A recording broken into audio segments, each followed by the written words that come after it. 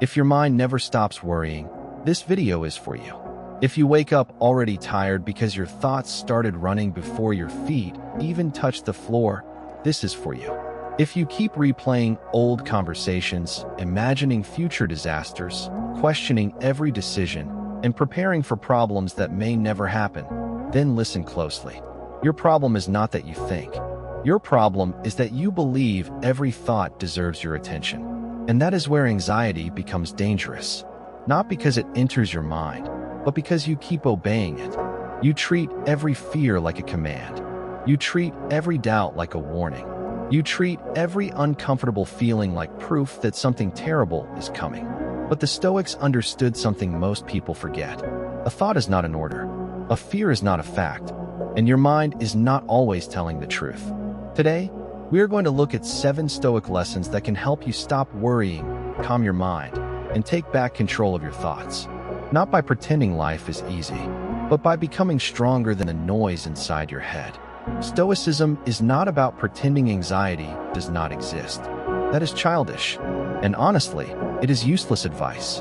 Telling an anxious person, just stop worrying, is like telling someone in a storm, just don't get wet. It sounds simple, but it does not help. Stoicism is different. Stoicism does not ask you to deny fear. It asks you to examine it. It does not tell you to force your mind into silence. It teaches you to stop being a slave to every thought that appears. Because anxiety is not always created by what happens. Many times, anxiety is created by what you add to what happens. The event is simple, but then your mind begins. What if this goes wrong? What if they judge me? What if I fail? What if I lose everything? What if I am not good enough? And before anything real has happened, you are already suffering. Seneca said, "We suffer more often in imagination than in reality." That sentence alone can save you years of mental pain, if you actually understand it. Most of your suffering is not happening in the world. It is happening in the theater of your own mind. So the goal is not to destroy thought. The goal is to stop kneeling before it. Let's begin. Lesson 1. Separate what is yours from what is not yours. The first Stoic lesson is simple, but brutal. Separate what is yours from what is not yours. Epictetus taught that some things are in our control, and some things are not. Your judgment is yours. Your actions are yours. Your choices are yours. Your attitude is yours.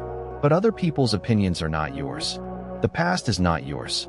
The future is not fully yours. The economy is not yours. The weather is not yours. Whether someone likes you is not yours. An anxious mind wants to control everything. It wants guarantees. It wants certainty before it moves. But life does not give certainty.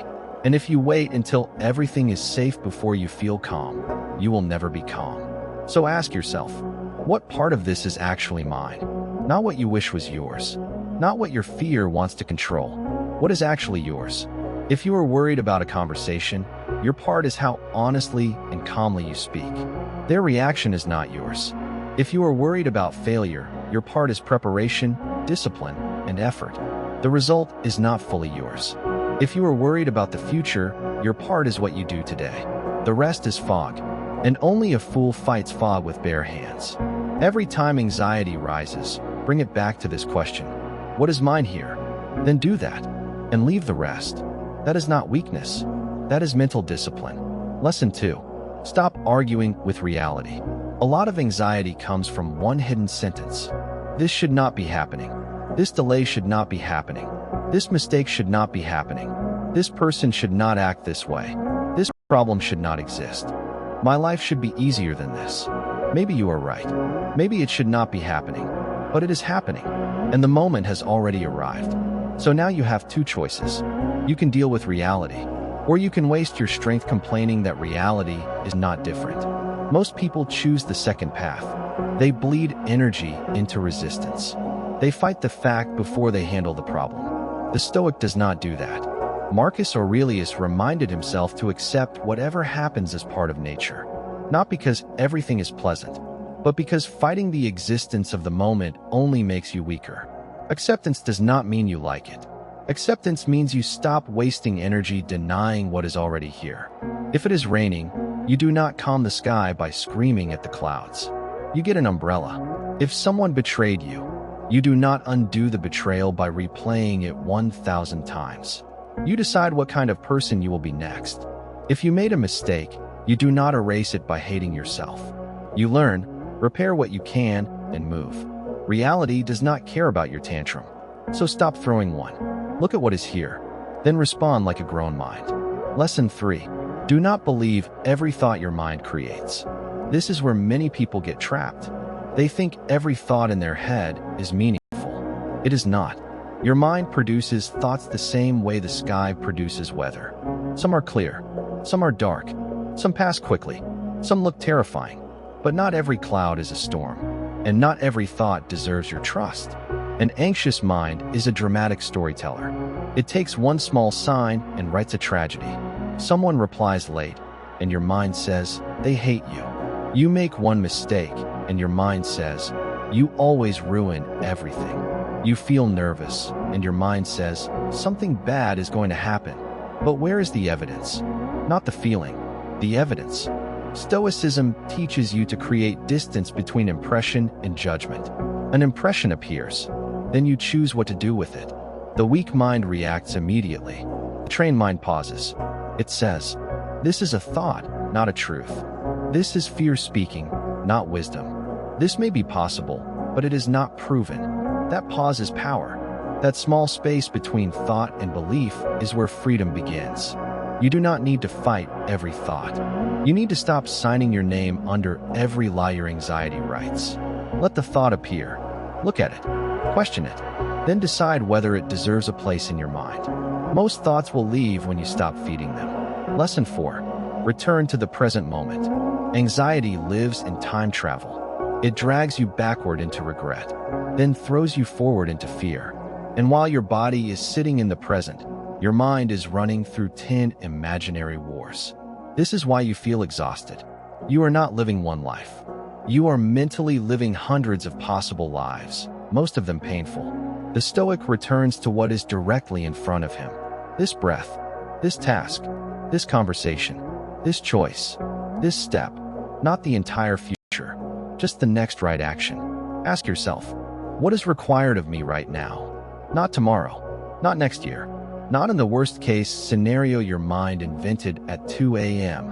Right now, maybe the answer is simple. Drink water, send the message, do the work, take a walk, apologize, rest, write the plan, close the laptop, breathe.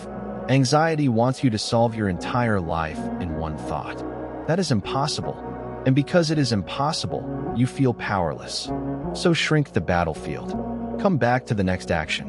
One calm action is better than 100 panicked thoughts. Your mind becomes quieter when your body starts doing what is useful. Lesson 5. Make fear smaller by naming it clearly. Fear grows in vagueness. When you say, I am just anxious, your mind can turn that into anything. A vague fear becomes a monster. So name it. Precisely. Do not say, everything is falling apart. Say, I am afraid this project will fail. Do not say, nobody cares about me. Say, I am afraid this person is becoming distant. Do not say, my life is ruined. Say, I am facing a financial problem and I need a plan. Clarity weakens panic. Because once fear has a name, it can be examined. And once it can be examined, it can be handled. The Stoics wrote things down. They questioned themselves. They looked at fear directly, not to drown in it, but to cut it down to its real size. Ask, what exactly am I afraid of? What is the worst realistic outcome? What can I do to prepare? What would I tell a friend in this situation? What action would make this 10% better? Fear hates precision, because precision removes the drama. And much of anxiety is drama pretending to be truth. Name the fear, then face the actual problem, not the monster your mind created. Lesson 6. Practice calm before life tests you. Most people wait until chaos arrives before they try to become calm. That is stupid. You do not learn to swim during the shipwreck. You train before the storm. Stoicism is a daily practice, not emergency medicine. You practice calm in small moments so you can access it in big moments. When someone annoys you, practice not reacting immediately. When a plan changes, practice adjusting without complaining. When a negative thought appears, practice questioning it. When you feel uncomfortable, practice staying present instead of escaping. These small moments are the gym. Every irritation is a weight. Every delay is a repetition. Every fear is a chance to train your mind. Marcus Aurelius did not become calm because life was easy. He trained his mind. While carrying pressure most people would collapse under. That is the point. Calm is not something you wait for. Calm is something you rehearse. So build a daily ritual. Sit in silence for 5 minutes. Write down your worries. Separate what is in your control. Choose one useful action. Read one Stoic passage. Remind yourself, I do not control what appears. I control how I respond. Do this every day, not when you feel like it. Every day, because the mind you bring into crisis is the mind you trained in private. Lesson 7. Build a mind that does not collapse under pressure. Do not aim for a life with no problems. That life does not exist. Aim for a mind that can meet problems without breaking. This is where Stoicism becomes powerful. It does not promise that you will never feel fear. It teaches you that fear does not have to rule you. It does not promise that life will stop hurting. It teaches you that pain does not have to turn you into a coward. It does not promise that your thoughts will always be peaceful. It teaches you that you do not have to obey the noisy ones. A strong mind is not a mind that never shakes. It is a mind that returns, again and again, back to reason, back to action, back to what is in your control, back to the present, back to character. That is what you are building, not a perfect mind, a disciplined mind, a mind that says, I see the fear, but I will not bow to it. I hear the thought, but I will not worship it. I feel the pressure, but I will not abandon myself. That is real strength, not loud confidence, not fake positivity, not pretending everything is fine. Real strength is staying upright while your mind is trying to drag you into the mud. And every time you choose not to collapse, you forge yourself. A calm mind is not found. It is forged. Forged through attention. Forged through discipline. Forged through repetition. Forged every time you choose wisdom over panic. You will still have anxious thoughts. You will still face uncertain days. You will still feel fear in your chest.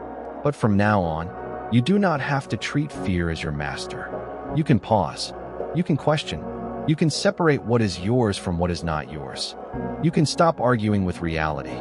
You can return to the present moment. You can name the fear clearly. You can train calm before life tests you. And slowly, your mind will change. Not overnight. Not because you watch one video, but because you stop living like a servant to every thought that enters your head. So the next time your mind starts worrying, do not panic. Say to yourself, this is only a thought. Then ask, what is mine to do? Do that, and let the rest pass. Because peace is not the absence of noise.